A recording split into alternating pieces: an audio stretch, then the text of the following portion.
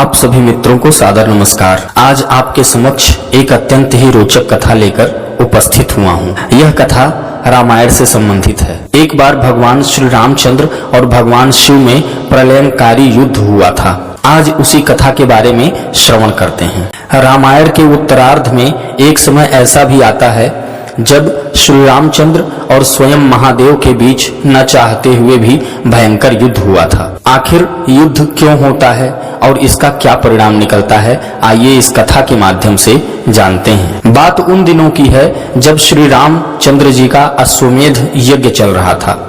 श्री राम के अनुज शत्रुघ्न के नेतृत्व में असंख्य वीरों की सेना सारे प्रदेशों को विजित करती हुई जा रही थी। जहां भी यज्ञ का अश्व जा रहा था, इस क्रम में कई राजाओं के द्वारा यज्ञ का घोड़ा पकड़ा जा रहा था, लेकिन अयोध्या की सेना के आगे उन्हें झुकना पड़ रहा था और अयोध्या की सेना सभी राजाओं को विजित करती हुई जा रही थी। शत्रुघ्न के अलावा सेना में हनुमान, सुग्रीव और भरत के पुत्र पुष्कल सहित कई महारथी उपस्थित थे, जिन्हें जीतना देवताओं के लिए भी संभव नहीं था। कई जगह भ्रमण करने के बाद यज्ञ का घोड़ा देवपुर पहुंचा, जहां राजा वीरमणि का राज्य था।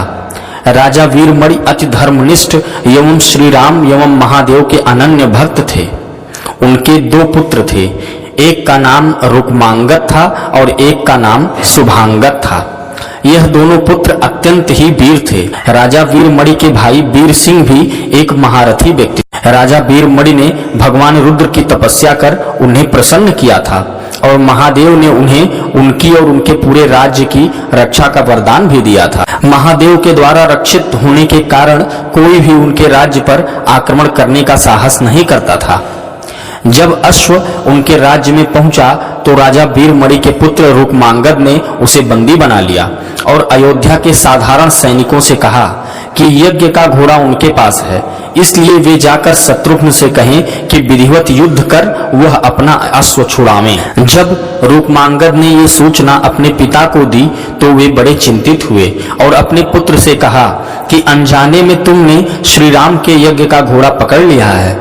श्री राम हमारे मित्र हैं और उनसे शत्रुता करने का कोई औचित्य नहीं है, इसलिए तुम यज्ञ का घोड़ा वापस लौटा दो। इस पर रुक्मांगद ने कहा, हे पिताश्री, मैंने तो उन्हें युद्ध की चुनौती भी दे दी है, अतः अब उन्हें बिना युद्ध के अश्व लौटाना हमारा और उनका दोनों का ही अपमान होगा। अब तो जो हो गया है उसे बदला नहीं जा सकता, इसलिए आप मुझे युद्ध की आज्ञा दें। पुत्र की बात सुनकर वीरमणि ने उसे सेना सुसज्जित करने की आज्ञा दे दी। राजा वीरमणि अपने भाई वीर सिंह और अपने दोनों पुत्र रुक्मांगद और शुभांगद के साथ विशाल सेना लेकर युद्ध क्षेत्र में आ गए। इधर जब शत्रुघ्न को सूचना मिली कि उनके यज्ञ का घोड़ा बंदी बना लिया गया है तो वो बहुत क्रोधित हुए एवं अपनी पूरी सेना के साथ युद्ध के लिए युद्ध क्षेत्र में आ गए। उन्होंने पूछा कि उनकी सेना से कौन अश्व को छुड़ाएगा, तो भरत के पुत्र पुष्कल ने कहा, तातश्री आप चिंता न करें, आपके आशीर्वाद और श्री राम के प्रताप से मैं आज ही इन सभी योद्धाओं को मारकर अश्व को मुक्त करता हूँ। वे दोनों इस प्रकार बात कर रहे थे कि पवनसुत हनुमान ने कहा कि राजा वीरमणि के राज्य पर आक्रमण करना स्वयं परम पिता ब्रह्मा के लिए भी कठिन है, क्योंकि ये नगरी महाकाल द्वारा रक्षित है। अतः उचित यही होगा कि पहले हमें बातचीत द्वारा राजा वीरमणि को समझाना चाहिए और अगर हम न समझा पाए तो हमें श्री राम को सूचित करना चाहिए। राजा वीरमणि श्री राम का बहुत आदर करते हैं, इसलिए वे उनकी बात नहीं टाल पाएंगे। हनुमान की बात सुनकर शत्रुघ्न बोले कि हमारे रहते अगर श्री राम को युद्ध भूमि में आना पड़े तो ये हमारे लिए अत्यंत लज्जा की बात होगी। अब जो भी हो हमें युद्ध तो करना ही पड़ेगा। यह कहकर वे सेना सहित युद्ध भूमि में पहुंच गए। भयानक युद्ध छिड़ गया। भरत के पुत्र पुष्कल सीधा जाकर राजा वीरमणि से भिड़ गए। दोनों अतुलनीय वीर थे। वे दोनों तरह तरह के शस्त्रों का प्रयोग करते हुए युद्ध करने लगे। हनुमान राजा वीरमणि के भाई महापराक्रमी वीर सिंह से युद्ध करने लगे। रुक्मांगद और शुभांगद ने शत्रुघ्न पर धावा बोला। पुष्कल और वीरमणि में बड़ा घमासान युद्ध हुआ। अंत में पुष्कल ने वीरमणि पर 8 नाराज बाणों से वार किया। इस वार को राजा वीरमणि सह नहीं पाए और मूर्छित होकर अपने रथ पर गिर पड़े। वीर सिंह ने हनुमान पर कई अस्त्रों का प्रयोग किया पर उन्हें कोई हानि न पहुंचा सके। हनुमान ने एक विकट पेड़ से वीर सिंह पर वार किया, इससे वीर सिंह रक्त वमन करते हुए मूर्छित हो गए। उधर शत्रुघ्न और राजा वीरमणि के पुत्रों में असाधारण युद्ध चल रहा था। अंत में कोई चारा न देखकर शत्रुघ्न ने दोनों भाइयों को नागपाश में बांध लिया। अपनी विजय देखकर शत्रुघ्न की सेना के सभी वीर सिंहनाद करने लगे। उधर राजा वीरमणि की मूर्छा दूर हुई तो उन्होंने देखा कि उनकी सेना हार के कगार पर है। यह देखकर उन्होंने भगवान शिव का स्मरण किया। महादेव ने अपने भक्त को मुसीबत में जानकर वीरभद्र के नेतृत्व में नंदी, भृंगी सहित सारे गणों को युद्ध क्षेत्र में भेज दिया। महाकाल के सारे अनुचर उनकी जय जयकार करते हुए अयोध्या की सेना पर टूट पड़े। शत्रुघ्न, हनुमान और बाकी योद्धाओं को लगा कि जैसे प्रलय आ गया हो। जब उन्होंने भयानक मुख वाले रुद्रावतार वीरभद्र, नंदी, भृंगी सहित महादेव की सेना देखी तो सारे सैनिक भय से कांप उठे। शत्रुघ्न ने हनुमान से कहा कि जिस वीरभद्र ने बात ही बात में दक्ष प्रजापति की मस्तक काट डाला था और जो तेज और समता में स्वयं महाकाल के समान है, उसे युद्ध में कैसे हराया जा सकता है। यह सुनकर पुष्कल ने कहा कि हे तातश्री, आप दुखी मत होइए, अब तो जो भी होगा हमें युद्ध तो करना ही है। यह कहते हुए पुष्कल वीरभद्र से, हनुमान नंदी से और शत्रुघ्न श्रृंगी से जा भिड़े। पुष्कल ने अपने सारे दिव्यास्त्रों का प्रयोग वीरभद्र पर कर दिया, लेकिन वीरभद्र ने बात ही बात में उसे काट दिया। उन्होंने पुष्कल से कहा, हे बालक, अभी तुम्हारी आयु मृत्यु को प्राप्त होने की नहीं हुई है, इसलिए युद्ध क्षेत्र से हट जाओ। उसी समय पुष्कल ने वीरभद्र पर शक्ति से प्रहार किया, जो सीधे उनके मर्म स्थान पर जाकर लगा। इसके बाद वीरभद्र ने क्रोध से थर्राते हुए एक त्रिशूल से पुष्कल का मस्तक काट लिया और भयानक सिंहनाद किया। उधर भृंगी आदि गणों ने शत्रुघ्न पर भयानक आक्रमण कर दिया। अंत में भृंगी ने महादेव के लिए पाश में शत्रुघ्न को बांध दिया। हनुमान अपनी पूरी शक्ति से नंदी से युद्ध कर रहे थे। उन दोनों ने ऐसा युद्ध किया जैसा पहले किसी ने नहीं किया था। दोनों श्री राम के भक्त थे और महादेव के तेज से उत्पन्न हुए थे। काफी देर लड़ने के बाद कोई और उपाय न देख नंदी ने शिवास्त्र का प्रयोग कर हनुमान को पराभूत कर दिया। अयोध्या की सेना की हार देखकर राजा वीरमणि की सेना में जबरदस्त उत्साह आ गया और वे बाकी बचे सैनिकों पर टूट पड़े।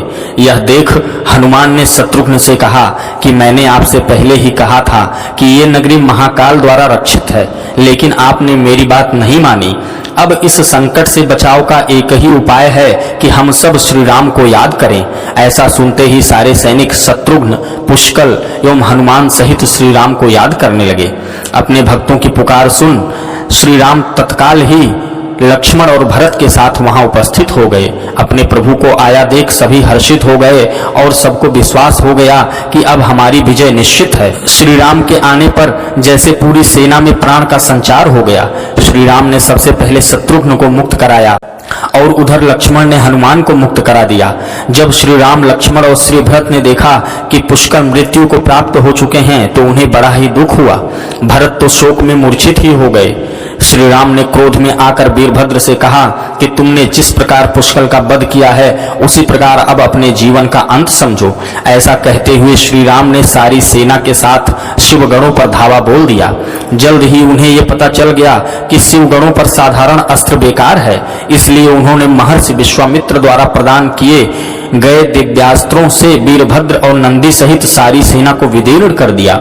श्री राम के प्रताप से पार न पाते हुए सारे गणों ने एक स्वर में महादेव का आह्वान करना शुरू कर दिया। जब महादेव ने देखा कि उनकी सेना बड़े कष्ट में है तो वो स्वयं युद्ध क्षेत्र में प्रकट हुए।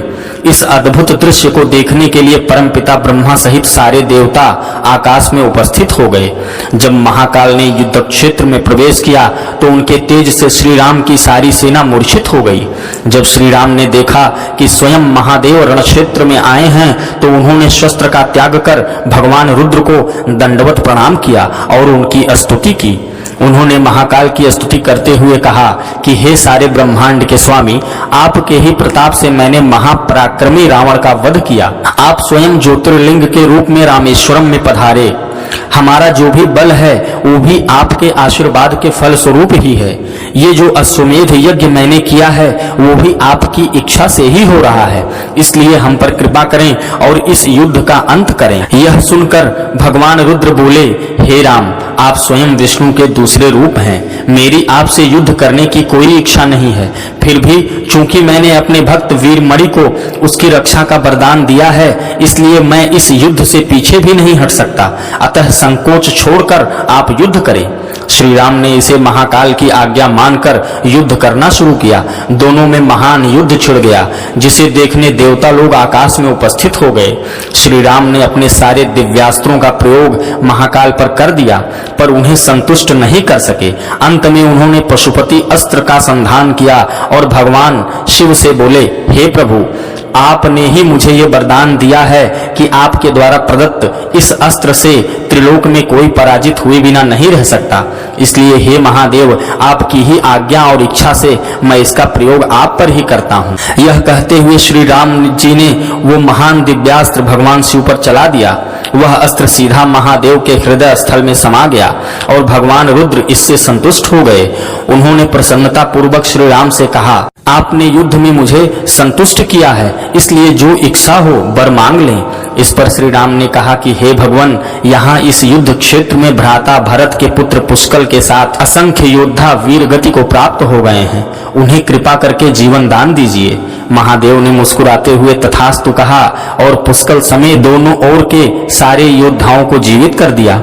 इसके बाद उनकी आज्ञा से राजा वीरमणि ने यज्ञ का घोड़ा श्री राम को लौटा दिया और अपना राज्य रुक्मांगद को सौंपकर वे भी शत्रुघ्न के साथ आगे चल दिए। आशा करता हूँ दोस्तों, यह कथा आप लोगों को अत्यंत ही पसंद आई होगी और एक नई जानकारी आप लोगों को प्राप्त हुई होगी। वीडियो के अंत तक बने रहने के लिए आप सभी का हृदय से धन्यवाद।